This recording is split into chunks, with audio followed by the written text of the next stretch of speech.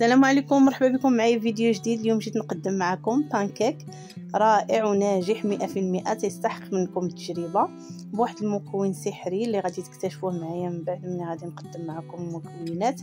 صراحه ما خداليش وقت كبير ودغيا صدق، وجاو كما تلاحظوا هكا ذهبيين وجاو طيبين رائعين بلا ما نقتنيوهم الزنقه. يكفي اننا نقدمهم لوليداتنا ولينا للضياف ديالنا، علاش لا؟ انتم كي كتلاحظوا تيجيو طيبين وتيجيو زعما رائعين وعاليين، ما معجنين ما حتى شي حاجه. كنتمنى ان هاد الوصفه هذه ديال هاد البانكيك يعجبوكم وتجربوهم لكم ولوليداتكم. واللي مثلا ما تابوناش معايا في القناه يتابونا، تنشكروا بزاف. هنايا تناخذوا البول تنوضعوا فيه كاس ديال سنيده، وتنوضعوا فيه ساشيه ديال الفاني، وتنوضعوا فيه قبصه ديال الملحه. تنخلطوا هكا النواشف ديالنا، ومن بعد تنديروا 2 بيضات يكونوا بحراره المطبخ، يكونوا هكا كبارين شي شويه، ضروري يكونوا بحراره المطبخ ما يكونوش باردين.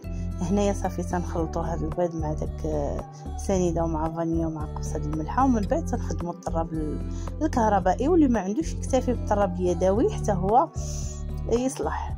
هنايا من بعد ما تنطربوا البيض ديالنا تناخذوا الكاس ديالنا ديال الزيت وتنوضعوه تدريجيا شويه بشويه، ما نوضعوش كله في دقه او دفعه واحده.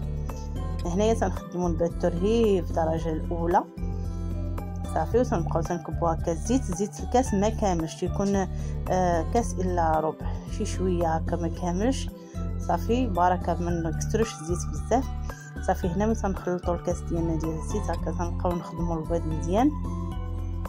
هاد الطريقه هذه تينجح لنا بها البانكيك ديالنا، وتيجي كما لاحظتوا في الاول الفيديو. هنايا من بعد ما خدمنا البيض ديالنا هذا غادي نكتشفوا مع بعض هذاك المكون السحري اللي انا قلت لكم. هنا قبل ما نوري لكم داك المكون تناخذوا حامضه وتنزيدوا لها حتى القشور ديالها باش نبننوا ديك البانكيك ديالنا. واللي ما عندوش القشور الحامضه صافي ما كاين حتى شي مشكل، المهم انا متوفره عندي حكيتها باش تعطي هذيك البنه. هنايا تناخذوا كاس الماء يكون دافي شي شويه، وتنوضعوا فيه هكاك نصف ملعقه صغيره جدا ديال داك خميره حبيبات، خميره الخبز. وهذا هو المكون السحري اللي تيجعلها هكاك تجينا زعما فايضه وتجينا مفقعه وتجينا زويونه صافي. هنا تنوضعوه كما وضعنا الزيت، تنوضعوه هكا تدريجيا حتى هو شويه بشويه. وصدقوني تجي هاد البانكيك ما تشبعوش منهم، وتيجيو هشاش ورطب. ان شاء الله غادي تجربوهم وغادي تكتشفوا السر ديالهم. هنايا من بعد ما وضعنا داك الكاس اللي فيه الخميره الحبيبات تنخدموه مزيان، ومن بعد تنديروا 3 ديال الكؤوس ديال الدقيق ضروري هكا قبل ما نخلطوه، تنغربلوه هكا باش تيجينا ناجح ومهوي من الداخل. هنايا من بعد ما درنا الكاس الاول تنطربوا شي شويه بالنبته الاولى، ما تنديروش الفرصه هو دفعه واحده. هنايا من بعد ما نخلطوا الكاس الاول ديال الدقيق ديالنا تنوضعوا عاوتاني 2 كيسان اللي تبقاو لنا، تنخدموهم شويه بالطراب اليدوي باش ما يطرناش داك الفرص على سطح العمل، باش ما تكرفسناش الدنيا. هكا تنوليو عاوتاني نغربلو دوك 2 كيسان اللي بقاو لنا. صدقوني ملي غديروا هاد لي بانكيك غادي يعجبوكم بزاف وغادي يوليو عندكم معتمدين. بنادم تيغير شويه، انا ديما مولفه تندير لولادي غير مسكوته هكا، ولكن عاوتاني فضلت انني نديرها بهاد الطريقه هذه. بانكيك حتى هما تيجيو زوينين، تنقتنيوهم بالفلوس علاش ما نصاوبوهمش حنايا بيدينا في الدار. هانتوما كي لاحظتوا تيجيو صادقين وتيجيو زوينين.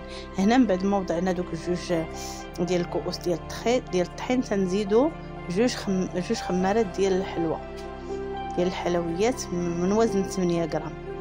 هنايا تنخلطوا شويه بالطراب اليدوي، ومن بعد غادي نخلطوا بالطراب الكهربائي باش يتمزج لنا الخليط مزيان.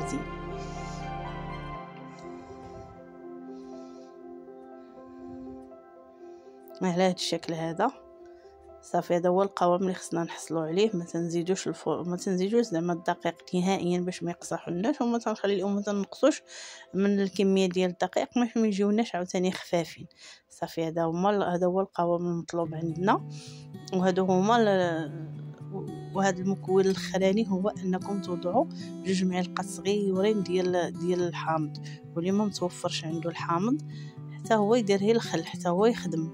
مي انا متوفر عندي الحامض درته. ضروري هاد العمليه الاخرانيه ديال الحامض اولا الخل تيتواتى معاها هذا هو المكون حتى هو اللي تيجعلها تجي زعما زوينه وتجي صادقه. صافي هنايا تنتخلصوا من داك العظيمات ديال داك الحامض اللي طاحنا في الخليط. صافي وتنكملوا الخدمه ديالنا عادي.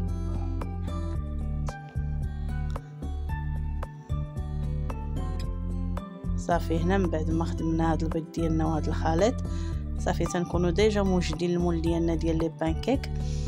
هذاك انا اصلا ديما عندي تنشريهم ما تيخطانيش من الدار، تندير فيه بزاف ديال عده زعما اشكال ديال دابا ان شاء الله نشاركها معكم. خلاص كما وريت لكم هذا هو القوام اللي خصنا نحصلوا عليه. وتنوجدوا الحبيبات الشوكولات ديالنا وليمول ديال هاد لي بانكيك. هانتوما تلاحظوهم درت لهم الكويغطات. هاد لي كويغطات متوفرين بزاف في المدينه. الانسان تيشريو باكيه كبيره فيها شي 100 حبه تقريبا، هي ب10 دراهم، تيطيحوا اقتصاديا. انا تنفضل هادو على دوك ديال السيليكون. المهم كل واحد ولو شوا ديالو. وهاد القزيديرات ديال هاد ليمول زعما ما غاليينش بزاف، تيديروا 20 درهم.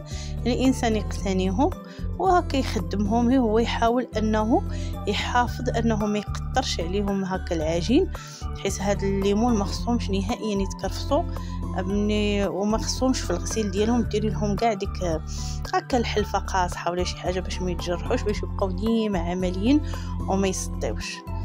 هنايا كما تلاحظوا تنخدم بجوج ديال المعالق باش ما تنقطرش وتنعاون. وكاين اللي تيبغي يخوي الخليط في واحد الكاس اولا في شي حاجه اللي يبقى يخوي بها. انا فضلت نخدم هي المعالق هكا وما تنعمرش دوك الكويغطات حتى الفم حتى الفوق باش ما يفيضوناش.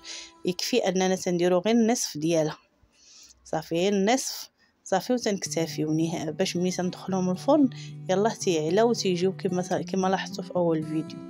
صافي هنا من بعد ما انا هاد الخليط هذا دار ليا 2 ليمول تبارك الله، 2 بيضات تيحطوا قياس تبارك الله ديال هاد 2 ليمول راه شي 24 حبه اللي جات. هنا من بعد ما سالينا تنوضعوا هكا حبيبات الشوكولات من الفوق. والفرن ديالنا تيكون ديجا سخون، ما تيكونش عالي العافيه بزاف باش ما يتحرقوناش، يكونوا غير على الوسط اللي غادي يديرها في الفرن ديال الغاز اولا الفرن ديال البوطه. المهم كل واحد شنو عنده الفرن، المهم يكون هو متوسط الحراره. صافي هنا من بعد ما وضعنا حبيبات الشوكولات صافي تندخلوهم الفرن تيطيبوا على نار هادئه شي شويه وتنبقاو وحداهم. هي من بعد ما طابونا كما تلاحظوا على هذا الشكل جاو رائعين وجاو تيشهيهم المنظر وتيجيو زوينين.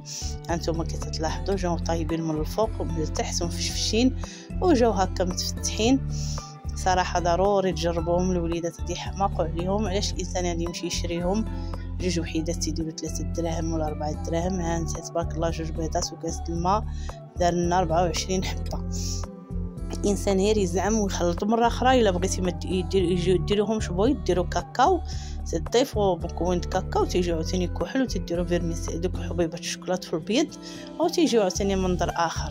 هانتوما كي كتلاحظوا جا هاد بانكيك جا زعما ما تيحشمش، جا زوين. ضروري ان شاء الله غادي تجربوه غادي يعجبكم. والوليدات هكا يديوهم معاهم للمدرسه ولا الانسان تيكون خدام حتى هو يدي باش يفطر.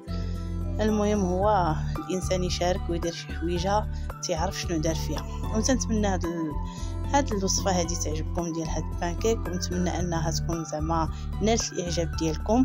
وتنشكركم وتتمنى التعاليق ديالكم اللي تتحفزني. وتنشكركم بزاف بزاف وبالصحه والراحه على المشاركه وعلى كل شيء.